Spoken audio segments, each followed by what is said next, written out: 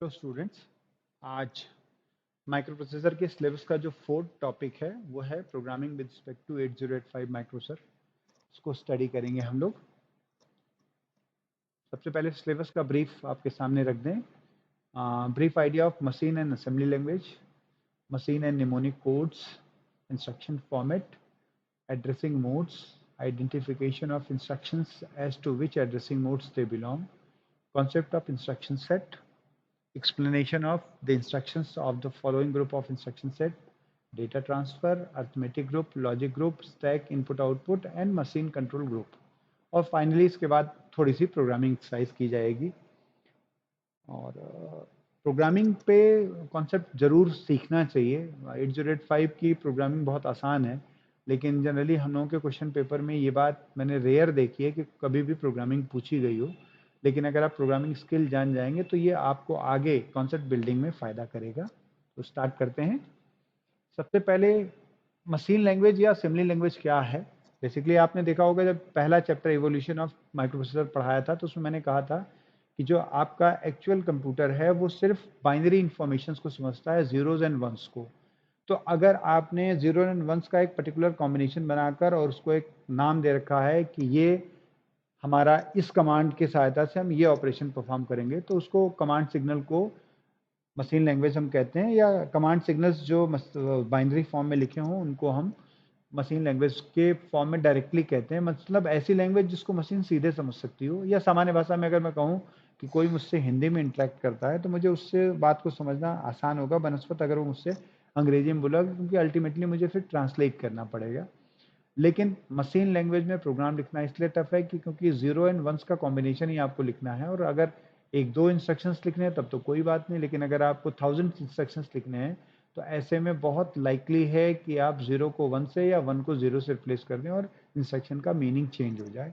तो उसके बजाय प्रोग्रामिंग को थोड़ा सा ईजी बनाने के लिए असेंबली लैंग्वेज को बनाया गया, और जिसमें छोटे छोटे इंग्लिश लाइक वर्ड्स बनाए गए जिनकी सहायता से हम छोटे से कमांड का कॉन्सेप्ट बना लें, जिससे कि हमें ये समझ में आए कि इस इंस्ट्रक्शन का मतलब क्या है। लेकिन यहाँ पर एक बात और आपको बताना इसेंशियल है कि जो आपका असेंबली लैंग्वेज प्रोग्राम है या मशीन लैंग्वेज प्रोग्राम है, ये मशीन डिपेंडेंट है।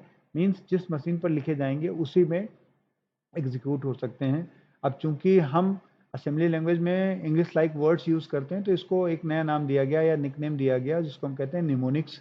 ये एक ग्रीक वर्ड है और जिसका मतलब होता है माइंडफुल। और ये बेसिकली क्या करता है, इंस्ट्रक्शंस को, निमोनिक्स का मतलब इंस्ट्रक्शंस का नाम है ये।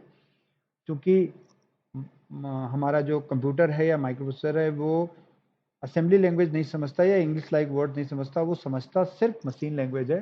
तो हमें क्या करना पड़ेगा, एक असेंबलर यूज़ करना पड़ेगा जो इस निमोनिक्स एंट्रीज को वापस बाइनरी फॉर्म में कन्वर्ट करे, जिससे कि माइक्रो प्रोसेसर उस पर काम कर सके। तो उसके लिए एक असेंबलर चाहिए होगा। ये असेंबलर बेसिकली सॉफ्टवेयर होता है। तो लो लेवल लैंग्वेज में एग्जीक्यूशन स्पीड बहुत अच्छी होती है क्योंकि कम स्पेस में आपको डेटा को स्टोर करना होता है। लेकिन इसके प्रोग्राम जो हैं वो मशीन डिपेंडेंट हैं, और एक मशीन पर लिखा हुआ प्रोग्राम दूसरी मशीन पर रन नहीं किया जा सकता है। उसके बाद इंस्ट्रक्शन फॉर्मेट आ गया। अब इंस्ट्रक्शंस के, किसी भी इंस्ट्रक्शन के दो पार्ट होते हैं, एक होता है ऑपकोड और दूसरा होता है ऑपरेशन ऑपरेंड। ऑपकोड का मतलब होगा हो गया ऑपरेशन टू बी परफॉर्म, आप क्या ऑपरेशन करना चाहते हैं। और ऑपरेंड का मतलब होगा डेटा टू बी ऑपरेट, मतलब जो ऑपरेशन आप करना चाहते हैं वो किस डेटा पर आप करना चाहते हैं। तो इसी से इंस्ट्रक्शन बनता है, और इंस्ट्रक्शन के ये दोनों पार्ट होते हैं, और इसी से हम फिर इंस्ट्रक्शन वर्ड साइज या इंस्ट्रक्शन फॉर्मेट बनाते हैं। 8085 माइक्रो प्रोसेसर में तीन प्रकार के इंस्ट्रक्शन फॉर्मेट हैं: 1 बाइट इंस्ट्रक्शंस, 2 बाइट इंस्ट्रक्शंस और 3 बाइट इंस्ट्रक्शंस। 1 बाइट इंस्ट्रक्शंस में आपकी जो टोटल डेटा होगा वो 8 बिट का होगा, और उसी 8 बिट में ऑपकोड और ऑपरेंड दोनों होगा। मीन्स माइक्रोप्रोसेसर उस बात को समझ जाएगा कि इस ऑपकोड और ऑपरेंड का क्या मतलब है और वो सक्सेसिव ऑपरेशन कर लेगा।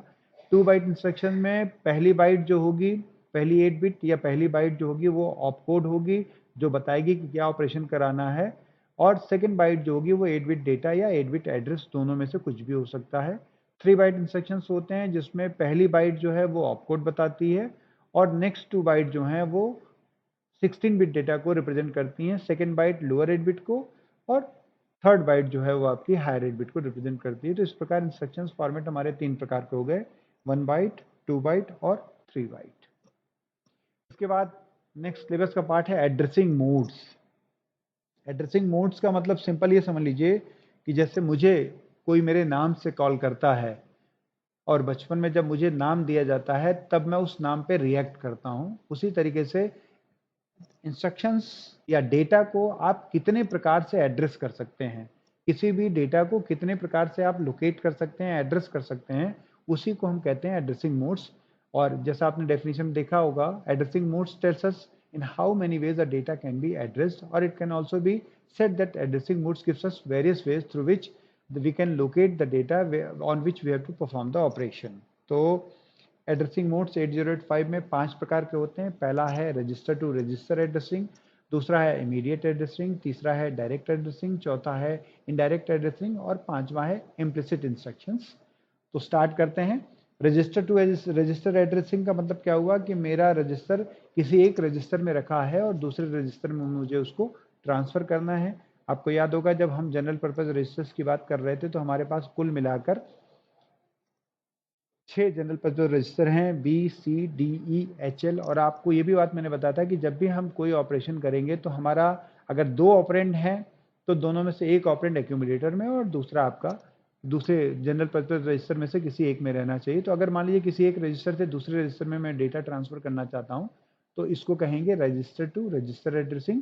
और इसका जो फॉर्मेट दिया है move R S comma R D, यहाँ मैंने आर एस चूंकि बाद में लिखा है लेकिन चूंकि हम सोर्स रजिस्टर से डेस्टिनेशन रजिस्टर में डेटा ट्रांसफर कर रहे हैं इसलिए मैंने इसको लिखा है move source contents of source register into destination register. ये 1 बाइट इंस्ट्रक्शन है और इसकी सहायता से आप एक रजिस्टर के कंटेंट को दूसरे रजिस्टर के कंटेंट में ट्रांसफर हो कर देते हैं। यहाँ पर बहुत सी स्वाभाविक सी बात है कि जो हमारा इंस्ट्रक्शन फॉर्मेट है वो भी पैरेलली चल रहा है। तो रजिस्टर टू रजिस्टर एड्रेसिंग में जितने भी आप इंस्ट्रक्शंस पढ़ेंगे वो सब के सब 1 बाइट इंस्ट्रक्शन है। उसके बाद आ गया इमीडिएट एड्रेसिंग। इमीडिएट एड्रेसिंग वो मोड है जिसकी सहायता से जिस डेटा पर इमीडिएट डेटा मतलब जिस डेटा को आप विश करते हैं, ऐसे तो पिछले केस में आपने देखा होगा हमें पता ही नहीं कि किस रजिस्टर में क्या रखा है, हम तो सिर्फ एक रजिस्टर से दूसरे रजिस्टर में डेटा ट्रांसफर कर रहे हैं। जबकि इमीडिएट एड्रेसिंग में आप डिसाइड कर सकते हैं कि आपका डेटा क्या होगा, चाहे वो 8 बिट का हो चाहे 16 बिट का हो। और इसके लिए जो फॉर्मेट दिया गया है MBI R 8 बिट डेटा, इसकी फुल फॉर्म होती है move immediately the given 8 bit data into the register. ये रजिस्टर आपका B C D E H L और एक्यूमुलेटर भी हो सकता है। नेक्स्ट फॉर्मेट है जो जिसकी सहायता से हम 16 बिट का डेटा अपलोड करते हैं और उसको हम कहते हैं LXI register pair load immediately. इसकी फुल फॉर्म है load immediately the given 16 bit data into the register pair. Register pair यहाँ क्या हो सकते हैं, BC या तो D या तो HL। और स्वाभाविक सी बात है जब भी हम रजिस्टर पेयर में बात करेंगे तो BC register pair is designated by B, D register pair is designated by D and HL register is pair is being designated by H। तो इंस्ट्रक्शन फॉर्मेट ही बताएगा कि हमारा इंडिविजुअल रजिस्टर यूज होगा या रजिस्टर पेयर यूज होगा। अगर हम MBI use करते हैं तो इंडिविजुअल रजिस्टर यूज होगा और अगर हम LXI यूज करते हैं तो वहां पे रजिस्टर पेयर होगा। ये खुद ही डिसाइड करता है। तो MBI हो गया आपका 2 बाइट डेटा 2 बाइट इंस्ट्रक्शन और LXI हो गया आपका 3 बाइट इंस्ट्रक्शन, क्योंकि LXI RP का एक ऑप कोड होगा और उसके बाद 16 बिट का डेटा है। उसके बाद indirect addressing direct addressing. Direct addressing का मतलब क्या है कि आपका जो डेटा है वो इनपुट आउटपुट पोर्ट पे अथवा मेमोरी में कहीं स्टोर्ड है और वहां से आप सीधे डेटा कहाँ लेकर आ रहे हैं, एक्यूमुलेटर में, क्योंकि एक्यूमुलेटर ही वो प्लेस है जहां पर आपको अर्थमेटिकल या लॉजिकल ऑपरेशन करना है।